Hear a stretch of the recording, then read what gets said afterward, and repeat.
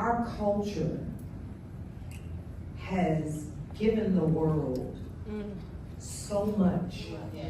Yeah. And in giving all of who we are naturally, we're just naturally givers, naturally gifted, naturally soulish and spirit filled, naturally. Because you cannot survive that passage from Africa here without something on the inside. And then your children's children's children's children's children become billionaires. That's right. And bless people all over the world. Come on now. It doesn't, yeah. And so when we start listening to folks who don't understand us, and they try to critique what we do, and we start making them not just the control, but the experts In our space. on our stuff. Yeah. I've been in rooms where I had to stand up and say, you don't know more about this than I do. At all. You don't know. I live this. You listen to it. Huge difference. Huge difference. I wake up, I am it. And every one of us in this room, we wake up and we are it. So don't let nobody tell you, I don't care what field you're in, I don't care what you do, I don't care if you're retired, I don't care if you're thinking about going back into whatever your level of expertise and area of expertise. Don't ever let anybody tell you who you are. You're fearfully and wonderfully made on purpose. Oh my gosh. And what you give to the world, oh my Lord, it's absent without you. There's something we're missing without you. You know, and just to know that we have given the world so much joy,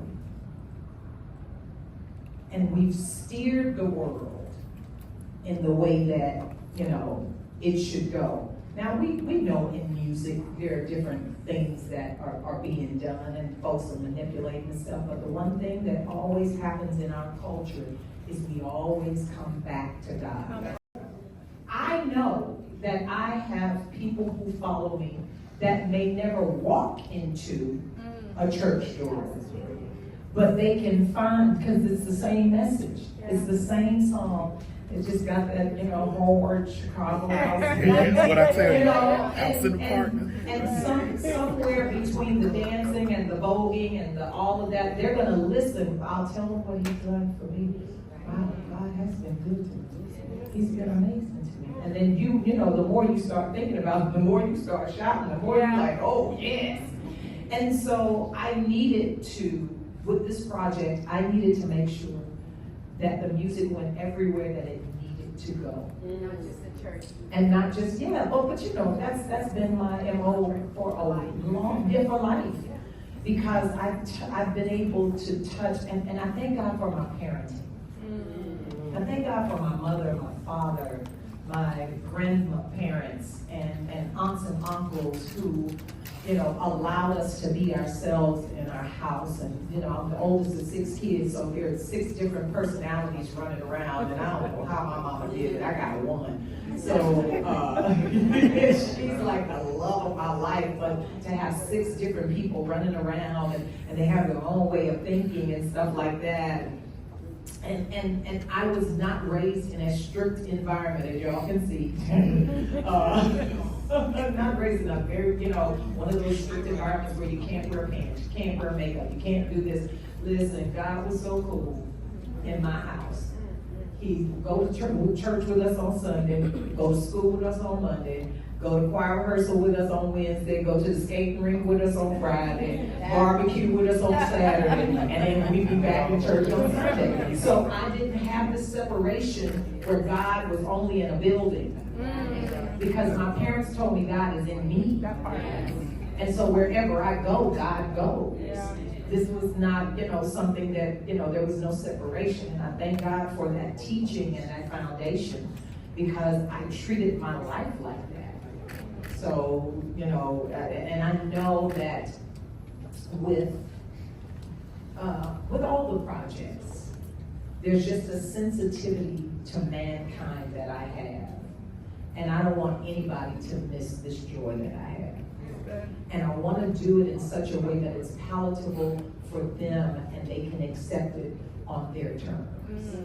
Without me having to compromise anything. That's a really good point. But there are more churches that are preaching biblical principles than the churches that are striving to make everyone a millionaire in their congregation. Right. Now listen, I want all my friends and all my family members to have the loot for real. And not because they won't ask me no more, but because but because I just think that when you do have that prosperity, you can live above some things. And God never intended for us to struggle in life so that we miss out on the beauty of life.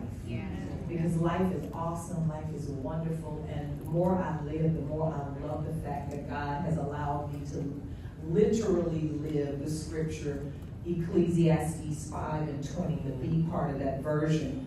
God keeps me busy with the joy of my heart. I could sing every day, all day long, and never get tired. Of course, my voice would give out, but I could never get tired because there's something that happens when I open my mouth, and then the mic is here, but there's a God space between this mic and my mouth that only God can feel, that can give every one of you in this room exactly what you need. And I'm singing that one note or that one song, but every individual gets something different. And so I love that. But when it comes to biblical principles, because I actually am a part of a church in Houston called Abundant Life Cathedral with Dr. Ed Montgomery, and he has taught this fine line of making sure that the biblical principles are there. Because without the principles, you have no foundation. And I think a lot of people who get excited about being in ministry, they have the zeal first without the knowledge and the power. And that does Don't catch that joke. The zeal without the knowledge. Yeah, and we want everyone to be excited in ministry. We definitely do. But we also want them to have principles and the foundations that come with this, because it's not glamour. And it's a lot, it's a lot of, navigating through people's lives, because you have people's lives in your hands. When they walk into your church, you become responsible for whatever is said over that pulpit to all of the people that are assembled. Like, I'm responsible for all of you this evening. What I say that comes out of my mouth has to help you.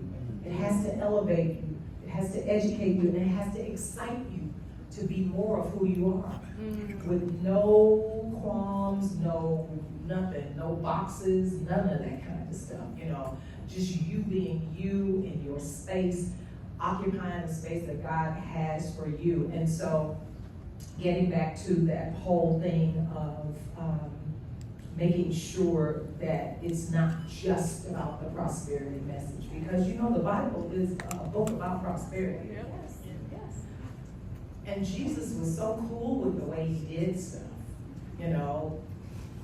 I think once we, when we pass from this point of entry in the world to the next, heavenly place or wherever that is going to be, I think we're going to be very surprised at how, first of all, how Jesus really looks. Number one, there's going to be a whole lot of Christian nationalists that's going to want to go somewhere else. They're going to say, well, this is Jesus we were thinking about. And I told them that I needed something that was not just church, but it was universal church. Because people think, especially in this climate, that church doors just means a building. Yes. proverbially, church doors can be the doors of your heart. It can be the doors of your mind, getting rid of old, bad, crazy thinking that doesn't serve you anymore. You know, when I get to the church doors, when I get my mind right, when I move into the physical space, because, you know, after the pandemic, church changed. Yeah. Especially in the African American community. You know, they were telling us don't go to church, but they was going to church. Okay, I'm not gonna get into it. No, cameras are off. But you know, the church for a lot of people can be a cathedral, it can be a temple, it can be a synagogue, it could be, you know, a mosque, it could be any place you go into to receive. And those places that it could be a Starbucks. Yeah. Because a lot of us hold church at Starbucks and we have our laptops up and folks come and we give them a hi or a God bless you. That you just opened a church door for somebody. Yeah. That's gonna change their lives. Yeah. And so you can't look at it as though, oh, it has to be church, the physical building. No, we are the church. We are the body. And wherever we go, we bring the church with us. So whenever I open the church doors, I'm gonna tell everybody how good God is. That's good. I mean, God has jokes for real. Because I've been acting since I was in middle school. And then I joined the thespian club in high school. Did a couple of things in college. But, you know, the music was taking. No, singing was always church, yeah. You know, growing up in a church, you're in the Pee Wee choir, you know, so you're in the Pee Wee choir, and your mother's the minister of music, oh yeah, you sing. But I loved being able to navigate characters that were not like myself. And so when Dr. Holly and Dr. Devon and Kirk presented this to me, I'm like, oh, I love that. That's such a meaty role. And I like the fact that we're similar in certain ways, like the gospel music, having your record company and all that kind of stuff. But she's so mean. But remember in season 2, we found out a little bit of why she's so like that. And so in season 3, you're gonna find out more about her and what broke her. Yeah. And you know, and not to teach the whole night, but when you look at things like that, you gotta look at life. People who are mean and angry and mad at the world, something has happened. And usually it starts as a kid and nobody pays attention to it. And then it goes into adolescence, and then from adolescence to adulthood, and then you got angry men and women walking around with baggage from 3 and 4 years old that they carried and they had nobody to lay it on, you know, and talk about, or they felt they couldn't. So when you act, and I know the actors and actresses in the room can testify to this, you have to find the humanity in the character that's not like you. 1, 2, 3. One more. 1, 2, 3. There we go. Right here, please. Bring it right here. One more? Now let's just get mama. Okay. Oh, thank you. All right, the mama. Okay, everyone look at me. 1, 2, 3. And one more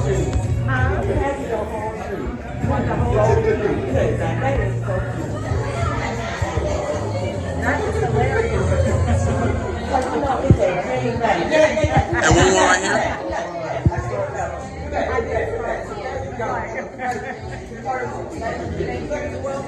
you. 1, 2, 3. 1, 2, 3. Right here, please.